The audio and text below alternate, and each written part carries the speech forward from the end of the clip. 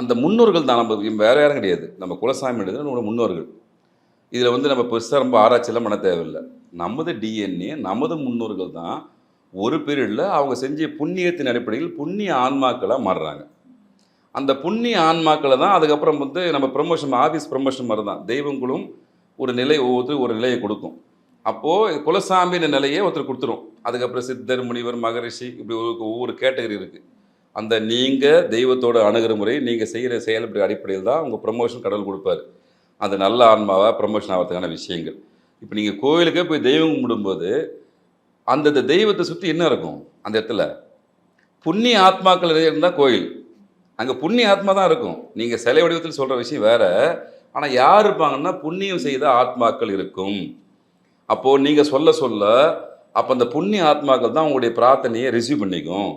அப்போ நீங்க குலசாமி கிட்ட குடுக்குற கோரிக்கை எங்க வந்து ரிசீவ் ஆகும்னா, இவங்ககிட்ட போய் தான் இறைவன்கிட்ட போகும். நம்ம தான் திரும்ப திரும்ப ஏன் வலியுறுத்துறோம்னா, உங்களுடைய கோரிக்கை வாழ்வியல்ல நடக்கக்கூடிய நல்ல விஷயங்கள் எதுவா இருந்தாலும் முதல் விஷயம் குலசாமி மட்டும்தான். அங்கிருந்து ஒரு விஷயத்த தொடங்கும்போது உங்களுக்கு தோல்வி ஏற்படுறதுக்கான வாய்ப்புகள் மிக மிக மிக குறைவு. சப்போஸ் அப்படி உங்களுக்கு நேரங்காலமே கெட்டு போச்சு, சரியில்லைனாலும் கூட, ஏதோ ஒரு வகையில உங்களுக்கான ஒரு பெரிய சப்போர்ட்ட குலசாமி கொண்டு வந்து நிறுத்திரும். உயிர் கண்டத்தையும் தள்ளி போடக்கூடிய தன்மை குலசாமிக்கு உண்டு. ஏன்னா அவங்க புண்ணியத்தையும் உனக்கு குடுத்து காப்பாத்தக்கூடிய வலிமை யாருக்கிட்ட உண்டுன்னா, குலசாமிக்கு மட்டும்தான் உண்டு. நம்ம கர்ணநாதன் சொல்லுவோம். ஜாதகத்துல சொல்லுவோம் இல்லையா? ஒரு வகையில நம்ம கர்ணநாதன் குலசாமி தான். அப்படிதான் கன்வெர்ட் ஆகி வரும். நீங்க குலசாமி வந்தாலும் உங்க ஜாதகத்துல அடிப்படையா தெரிஞ்சுக்கலாம். இவங்களும் அந்த லிஸ்ட்ல வருவாங்க. ஆனா திரும்ப திரும்ப ஒரு தெய்வத்த இருக்க பிடிங்க. அதுக்கப்புறம் இஷ்ட தெய்வ வழிபாட எத்தனை தெய்வத்தனே வழிபடுங்க. தப்பு கிடையாது. அது உங்களுடைய விருப்பம்.